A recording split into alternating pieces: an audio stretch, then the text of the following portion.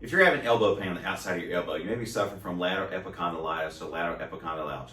And so one of the tests that you can do for that is very simply, number one, where does it hurt? Does it hurt right here on this bony process here that sticks out of the elbow?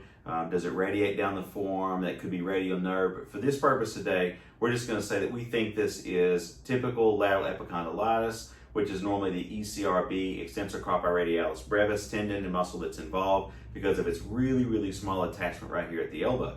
So a simple test, she's going to have her wrist flap, try to bring her wrist back. I'm going to push down, so pull your wrist back, and that would be painful, right? I would also test it with her wrist in extended position, try to push it down, that also is painful. Does she have pain when she grips? Things like that. And then also I would test it in this position, holding her fingers. I'd start with the index and the middle finger and have her try to bring those back and see if that's painful or reproduces her symptoms. And so the treatment for this has been shown in the research is, one of the ones is Mills manipulation. And so the Mills manipulation is a low amplitude, high velocity thrust manipulation of the elbow.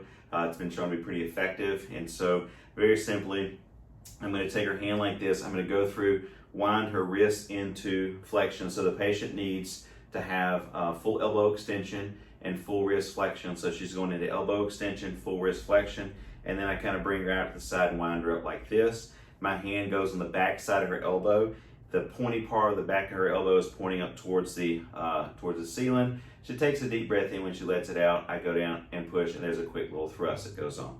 And so that technique is very, very effective at reducing this pain and irritation. The other thing is cross fiber friction massage, where you have either your fingers or you use a little scraping tool, and you go, across here and across the grain. If it's going down, you're going across, and that's called cross fiber friction. And you're doing a little massage here. I like to kind of go all over the area, maybe not just stay in that one little localized spot, just to really irritate that tissue. So that's also effective. There's also been treatments that use kinesiology tape. There's been some research to support that for this area.